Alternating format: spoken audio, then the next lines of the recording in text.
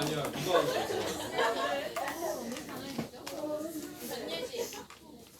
여기 지금 네 친구들 중에 태어나서 처음 들어본 애들도 있을 거야. 진짜? 옛날 시트콤에나 나오는 거. 자, 지금 여기 팔종성법을 얘기하기 전에 한 가지를 먼저 설명해야 되는데, 종성과 관련된 게 우리가 예전에 배운 거 하나 있습니다.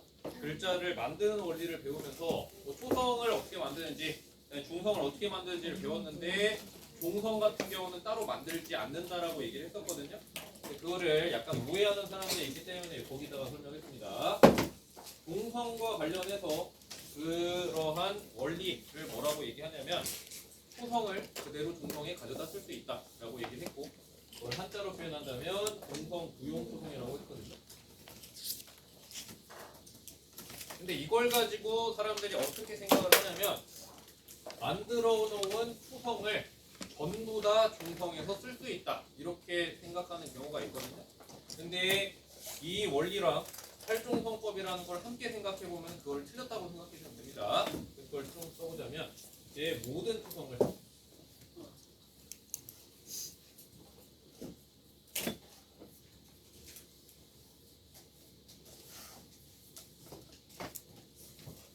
모든 초성들을 종성에 다 쓸 수 있다라는 원리로 이해를 하고 있는 사람들이 있는데, 이거는 잘못됐다고 생각하면 됩니다.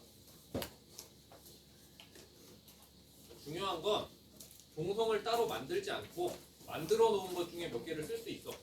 그런데 그 쓸 수 있는 거를 8개로 제한한다, 이런 원리라고 생각해주면 되거든요. 두 개가 함께 적용돼야 된다고 생각해주면 될 것 같아요.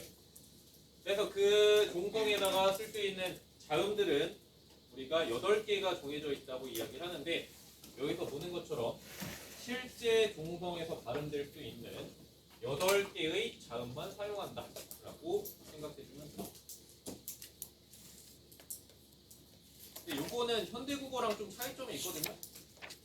현대국어에서는 실제 종성에서 발음되는 자음의 개수가 몇 개예요? 7개입니다. 7개. 가느다란 물방울이죠. 근데 거기다가 뭐가 또 추가가 되냐면, 하나가 추가가 되게 되는데, 기본적으로 국어에다가 하나가 더 추가된다면은 시옷 발음이 중세국어 시기에는 가능했다라고 이해를 해주면 돼요. 그러니까 이 시옷이 좀 중요하다고 생각해주면 되겠습니다. 현대국어에서는 7개 자음으로 발음되는 이유가 뭐냐면, 여기 나와 있는 종성의 시옷을 뭘로 발음하죠? 디귿으로 발음하니까 7개라는 거야. 근데 중세국어 시기에는 디귿과 시옷을 둘 다 발음했다라고 생각하면 돼요. 그래서 예전에 그 교수님이 읽었던 거를 기억하는 사람이 있을지 모르겠지만, 어엿비 너겨라고 우리가 읽는 부분, 뭐 불쌍히 여겨 그 부분입니다.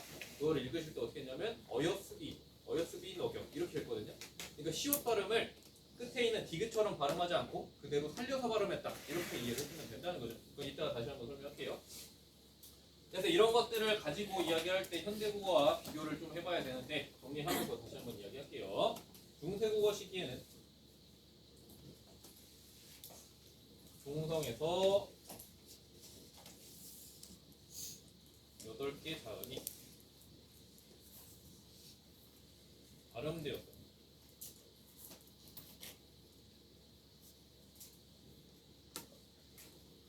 그리고 중세국어 시기에는 발음 나는 대로 또는 소리 나는 대로 표기를 했기 때문에 표기에 나타날 수 있는 자음들도 몇 개가 될까요?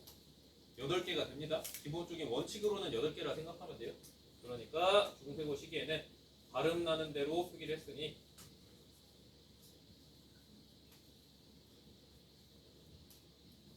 표기하는 것도 8개의 자음만 표기한다. 이따가 얘기하겠지만 여기서 벗어난 예시들도 있기 때문에 이게 기본 원리라고 생각해주면 좀 편할 것 같습니다. 벗어나는 경우도 있으니까. 근데 이것과 다르게 현대국어를 살펴본다면 어떤 차이가 있는지 얘기를 좀 해볼 수 있겠죠? 현대국어에서는 종성에서 발음될 수 있는 게 8개가 아니라 7개의 자음입니다.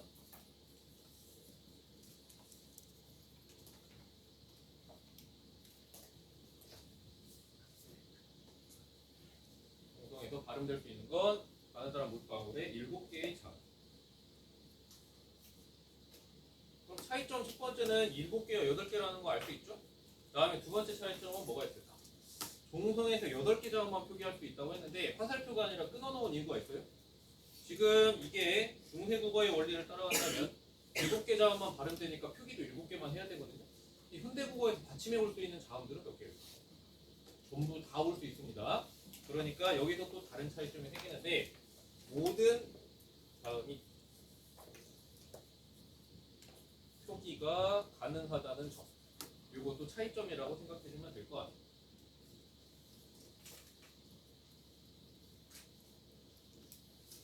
그러니까 여기 나와 있는 팔종성법 자체가 발음되는 걸 이렇게 표기할 수 있다는 원리이기 때문에 얘도 소리 나는 대로 적는다.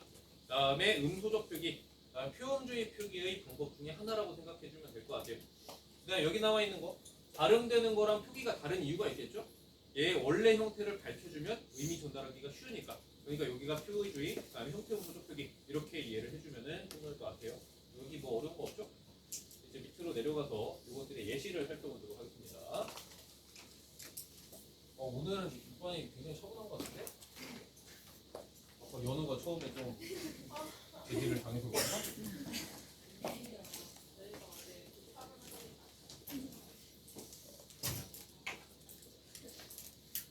그래서 이제 현대국어의 단어를 가지고 이거를 좀 적용해 해야 될 것 같은데 여기 나와 있는 건 전부 다 현대국어의 단어 형태라고 생각하면 돼요. 그러니까 이거를 좀 헷갈리더라고요. 왜냐면 설명을 좀 편하게 하려고 현대국어 단어를 기준으로 설명하는데 그러니까 이렇게 이해하면 될 것 같아요. 현대국어에 대한 발음과 표기는 그냥 우리가 받아들이는 대로 생각하면 될 것 같고 그다음에 중세국어의 발음과 표기 같은 경우는 중세국어의 원리를 따르는 사람, 조선 사람이 와서 요거를 발음하고 표기하면 어떻게 할까? 이거에 대한 설명이라고 이해해주면 될 것 같거든요. 이해됐죠?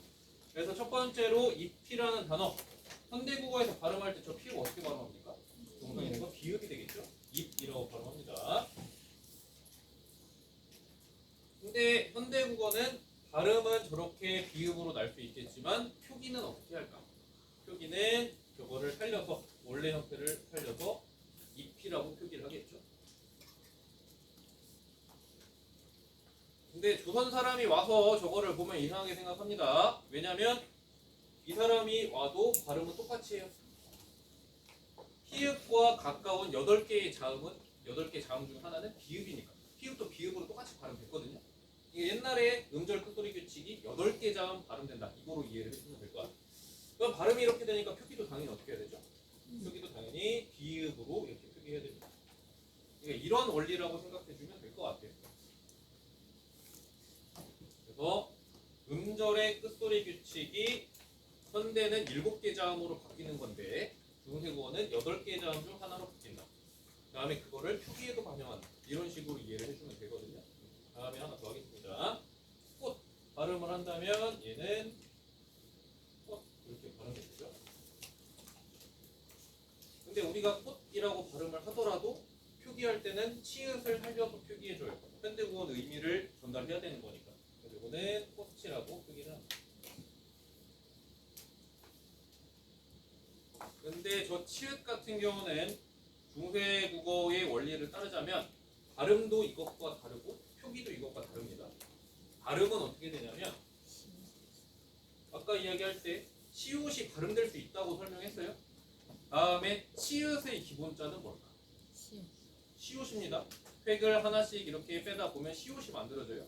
그러니까 치읓도 현대국어처럼 디귿으로 발음되는 것이 아니라 시옷으로 발음된다. 이렇게 생각하면 되거든요. 이거는 이렇게 써.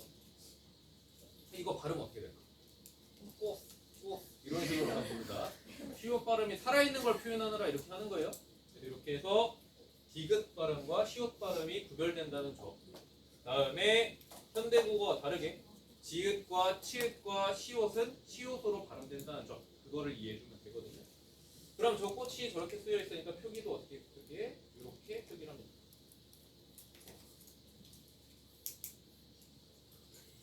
그래서 이렇게 이해를 해주면 될 것 같고 다음에 요 단어들이 중세국어 시기에 실제로는 어떻게 생겼었냐면 원래의 모양이 요거였어요. 잎이라는 글자를 잎 이렇게 썼습니다. 다음에 꽃이 꽃이라는 단어도 곧 요게 원래의 단어 형태라고 생각해주시면 돼요.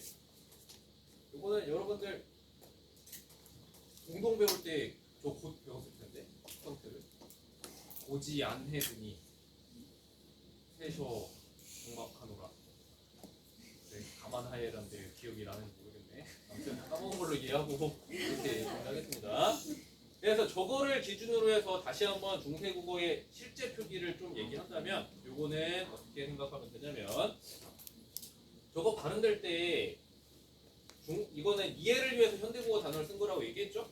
실제 중세국어 단어가 저렇게 나오는 걸 어떻게 발음하고 어떻게 표기하냐 하면은 이렇게 발음될 테고 받침만 신경 쓰면 됩니다.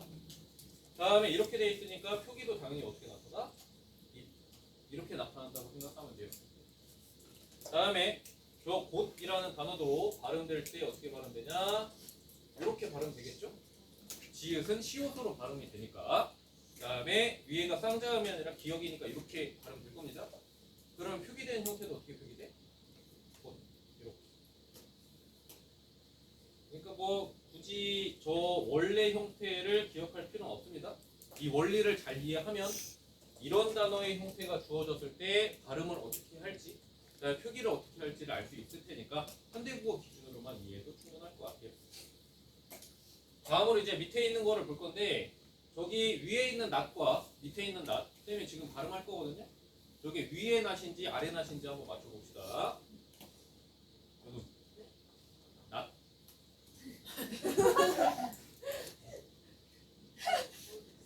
맞춰도 돼. 낫 위입니다. 자연이가 제일 크게 웃는데 한번 맞춰도 돼요? 낫 위입니다. 지원이 한번 맞춰보세요. 낫 위야 아래요? 위 건지 아래 건지 칠판에 먼저 적어주시면 이거 이렇게 한다고? 그건 안 돼. 그건 안 돼. 이렇게 머리를 쓰면 안 되지. 2분의 1 확률입니다. 낫 어디야? 위 아래요? 아래 거. 위입니다. 근데 이거를 불합리함을 깨달아야 되죠, 먼저. 근데 선생님이 질문할 때부터 여러분들 다 알고 있었던 것 같은데 이거를 왜 구별할 수 없을까? 그렇지, 발음이 똑같습니다. 현대국어에서는 시옷으로 쓰여있든 당연히 그걸 몰랐어? 밑에 디귿으로 쓰여있든 발음이 어떻게 되냐면 끝에 종성에서 시옷 발음이 안 되죠? 시옷이 디귿으로 바뀌어야 돼. 우리가 배웠던 음절의 끝소리 규칙에 의해서 시옷은 디귿으로 발음돼야 됩니다. 다음에 디귿으로 표기되어 있는 건 당연히 이렇게 표기가 되겠죠? 현대국어 발음이야. 중세국어는 구별이 되겠죠. 당연히 뭐 중세 사람이야? 현대국어로 하는 현대국어로. 그래서 요거를 이렇게 발음에서는 구별할 수 없다는 거 중요한 특징으로 생각해 주면 되고 근데 이거의 형태를 보면 이해할 수 있어요. 형태가 어떻게 생겼냐면 딱 이렇게 쓰였고 이거는 이렇게 쓰입니다. 그러니까 저 발음 자체만으로 구별할 수 없지만 단어의 원래 모습을 보면서 구별할 수 있겠다라고 생각해 주면 될 것 같고 근데 중세국어로 가면 분명히 구별이 가능하거든요. 시옷 발음이 가능하다 했어요. 그러면은 위에 있는 낫 같은 경우는 낫 이렇게 해서 시옷 발음이 가능하다. 밑에 있는 것은 현대국어 동일하게 낫 이렇게 발음이 되겠죠. 그러니까 중세국어 시계에서는 시옷과 디귿이 종성에서 똑같이 디귿으로 발음되는 것이 아니라 각각 시옷과 디귿으로 구별되어 발음됐다. 이거라고 이해해주면 되는 거거든요. 그 다음에 이렇게 발음되니까 당연히 표기 같은 경우도 이렇게 표기할 수 있겠죠. 이런 정도로 이해를 해주면 될 것 같아요.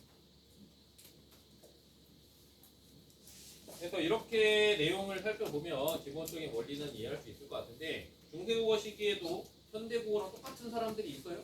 어떤 사람들이냐면 우리가 맞춤법이랑 띄어쓰기 배웁니다. 틀린 사람들이 있지. 이게 기본 원칙인데 이거 틀리는 사람들이 있어요. 근데 그거에 대한 예시를 조금 들어볼게요. 일단은 첫 번째로 이건 틀린 건 아닙니다. 지금 여기서 나온 거 말고도 현대국어랑 동일하게 겹받침을 사용했어요. 겹받침을 사용한 건 잘못된 건 아니에요. 그러니까 그 당시에도 겹받침은 존재했다. 그러니까 문제에 겹받침 쓰인 게 나와도 이거 잘못된 건가? 이렇게 생각할 필요가 없다는 거예요. 겹받침도 충분히 쓸 수 있었으니까. 전현이 뭐 이렇게 쫑알거려? 저요?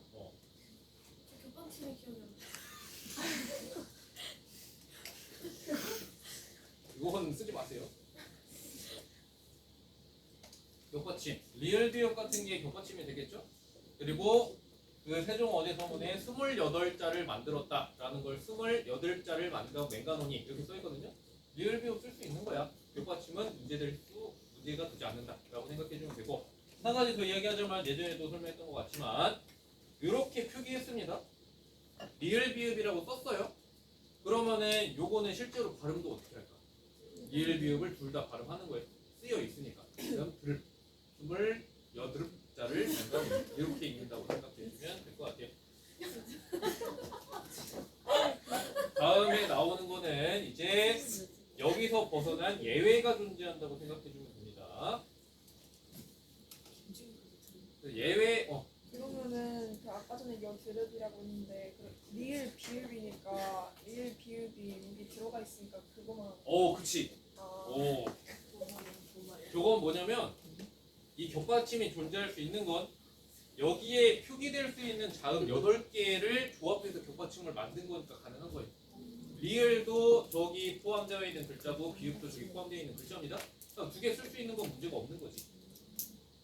근데 여기서 뭐 예외라는 거는 좀 잘못된 표기라거나 이런 걸로 이해를 해주면 될 것 같은데, 첫 번째 잘못된 예시는 이겁니다.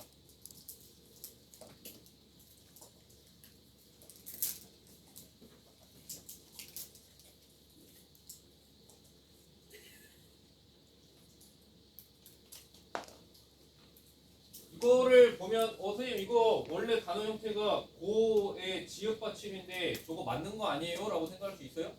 선생님 저거를 단어의 원형이 이런 것 뿐이지 표기를 할 때는 어떻게 표기해야 돼? 원래대로라면 시옷 받침으로 이렇게 표기해야 됩니다. 이게 맞는 거예요. 근데 이렇게 기록한 사례도 있어요. 그러면 이거는 이렇게 이해하면 돼요. 이 원리가 있는데 그걸 적용하지 못한 예외. 이걸 일부러 했는지 아니면 그 규칙을 배웠는데 몰라서 틀렸는지 아니면 여러분들처럼 맞춤법과 티어 세개를 틀리는 사람처럼 이렇게 했는지 그거는 모릅니다. 이런 사례도 있으니까 문제를 쭉 볼 때 이런 걸로 헷갈릴 필요가 없다는 거죠. 우리가 원칙에 따라 한다면 이게 맞다라고 생각해주면 됩니다. 다음에 또 이런 표기도 있거든요.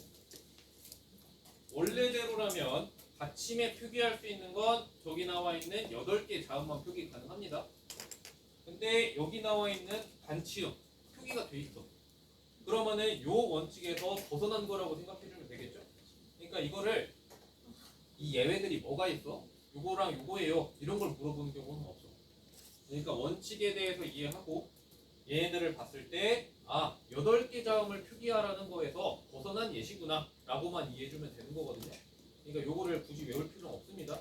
이 원칙을 이해하고 얘네들은 저 원칙에 따라서 쓰지 못한 거구나 이렇게만 이해해주면 된다는 거죠. 어떤 말인지 알겠죠?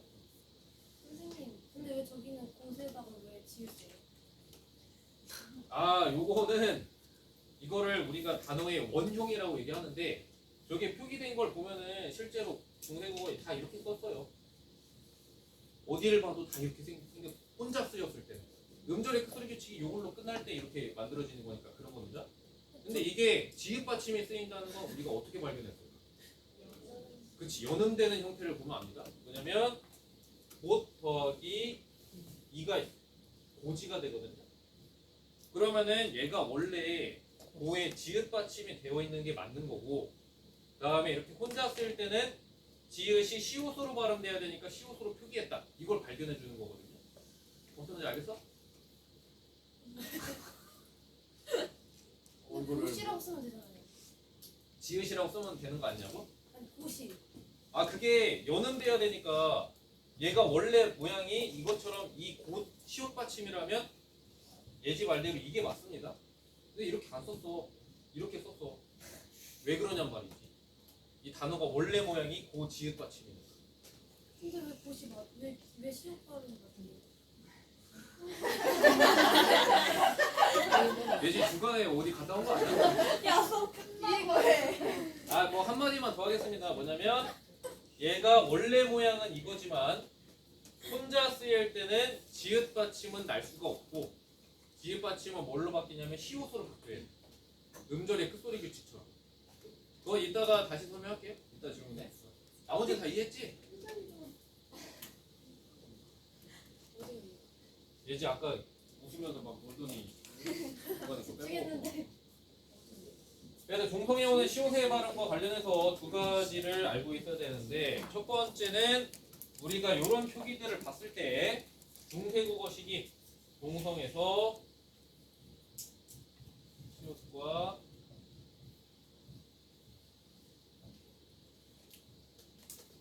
동성에서 시옷과 디귿이 둘 다 표기되었다는 거를 일단 확인할 수 있습니다. 다음에 이걸 통해서 우리가 알 수 있는 사실은 뭐냐면 중세국어 시기에는 소리 나는 대로 표기를 했죠. 소리 나는 대로 표기했는데 시옷과 디귿이 표기된 사례가 있어. 그러니까 이걸 거꾸로 생각해 본다면 뭐라고 얘기할 수 있냐면 시옷과 디귿이 구별해서 발음되니까 표기도 구별한 거겠구나 라고 얘기할 수 있다는 거죠. 그래서 이거는 이렇게 하면 됩니다.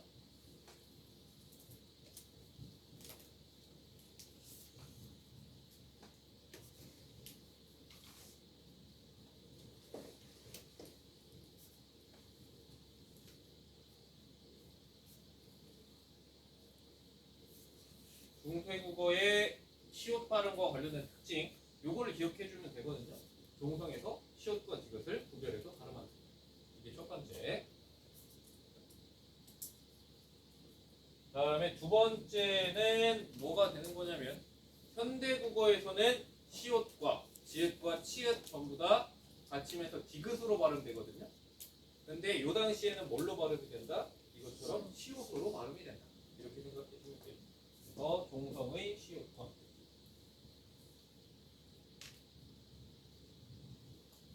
세 개의 자음들이 이제 중세국어 시기에는 뭘로 바뀌냐면 시옷으로 바뀌어서 발음이 됩니다.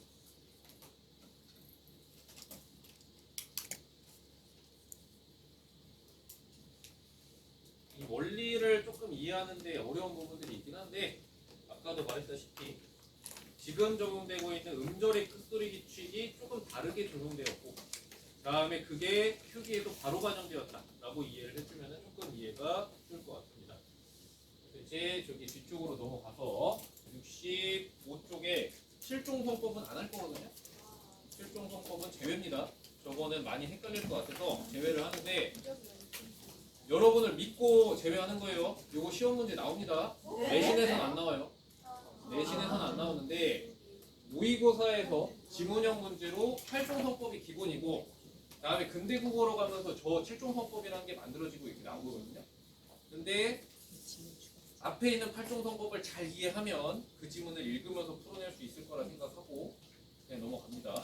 내신에서는 안 나오니까 걱정하지 마세요. 그 화살표 기준으로 왼쪽이 한데 어디? 이거? 아니야.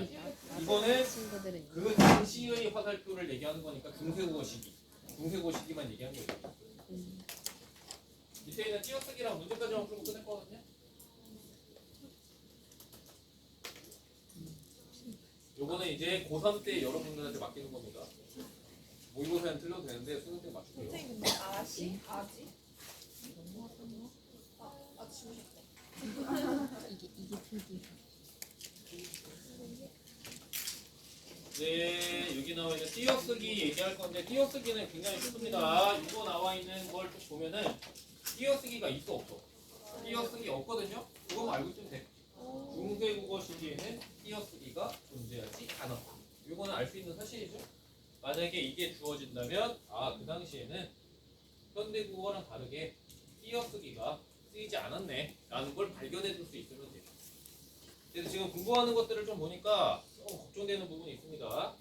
여기 나와 있는 설명을 기억하고 요 예시를 외우려고 해요. 그런 것들은 좀 없거든요. 그렇게 공부해야 되는 사례들.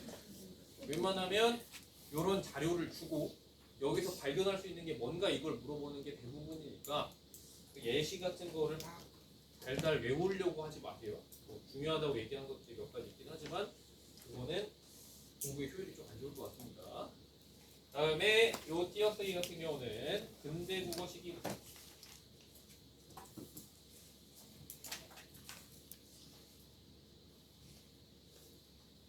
중세국어 조선시대 때는 없다가 이제 근대국어 시기부터 등장하기 시작했다. 뭐 이런 정도로만 알고 있으면 충분할 것 같아요.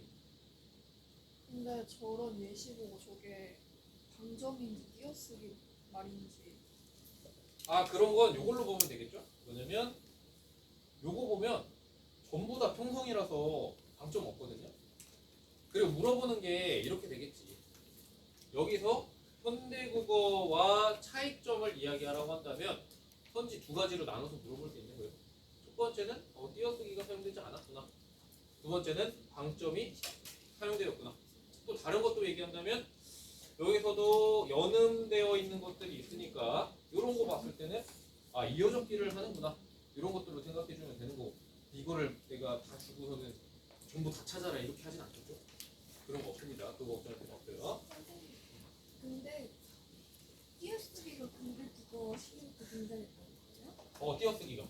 띄어쓰기가 이때는 없었고 나중부터 등장했다라고 생각하면 됩니다. 이 근대국어인지 언제인지도 그렇게 알 필요는 없어요. 자 이제 밑으로 내려가서 문제 풀어봅시다. 이거는 지금까지 배웠던 내용 다 종합적으로 나오는 문제인데 선지 각각을 보면 굉장히 쉽습니다. 알고 있어야 되는 내용이 좀 많아서 그렇지 문제 푸는 거는 어렵지 않을 거예요. 이거 풀고 설명하고 마무리할게요.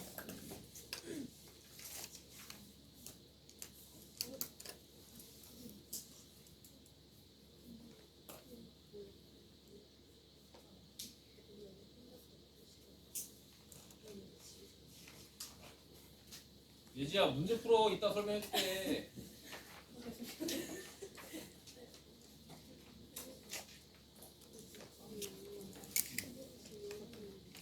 중대고식이 그게 맞지. 이거는 현대국어 단어로 어떻게 이해를 해줄게요. 원리를 이해하는 거.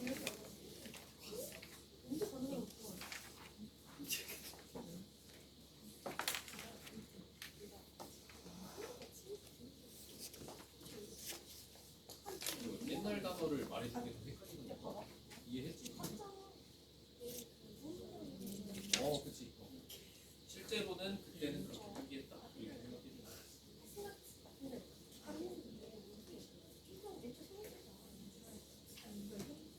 정할 때는 또 다른 게 있겠죠?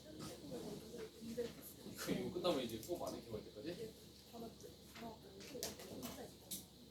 그리고 이번 주 수요일부터 뭐 얘기를 들은 사람이 있는지 모르겠지만 한 학기 동안 오시는 교장 선생님 모십니다. 수요일부터요? 내일 아니에요? 실습학기제. 어떻게 알아? 설문조사 했었잖아요. 아 했었어? 학사 일정 들어가면 근데 너네도 왜 몰라? 나머지는 몰라? 야 너희 설문조사 제대로 안 했어? 국어는 두 분인데 2학년 1명, 1학년 1명. 아니 그냥 선생님이 데리고 다니는 사람이라 생각해.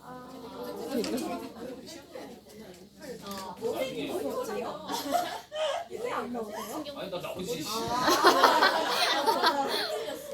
교생 선생님들 오셨을 때는 똑같이 하는데 좀 그게 기간이 긴 거라고 했어. 아니요. 지금 오시는 선생님들이 안혜정 선생님도 말씀하시겠지만 화학 한 분, 국어 2명. 우리 학교 전체에 3명.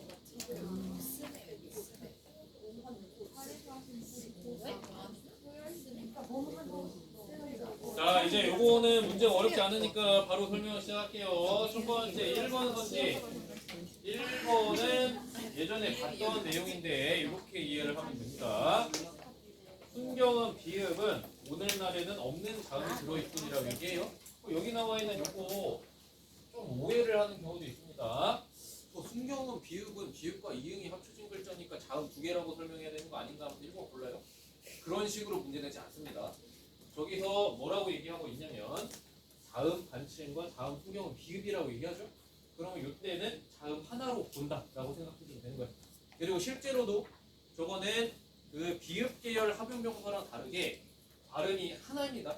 그의 발음, 그의 발음을 표현하기 위해서 비읍과 이응을 합친 모양을 만들었을 뿐인 거지. 이걸 자음 두 개라고 보진 않는 거예요.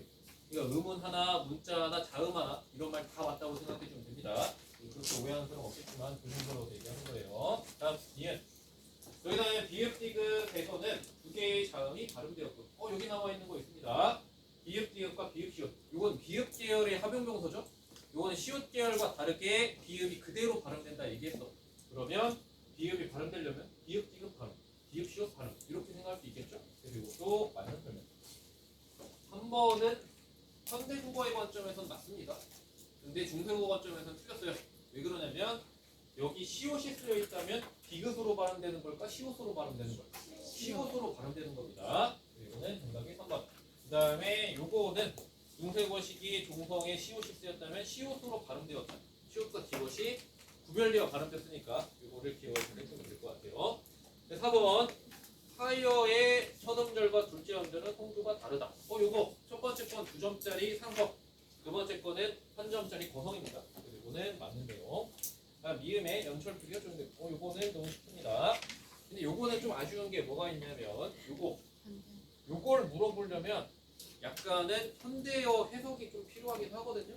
저걸 해석했을 때 씀에라는 걸 알고 있으면은 조금 더 명확하게 풀 수 있었을 것 같아요. 근데 여기서 안 준 이유는 있겠죠? 너무나 널리 알려진 거고 기본적으로 알고 있어야 되는 거니까 이걸 제외하고 문제 냈다고 생각하시면 될 것 같아요.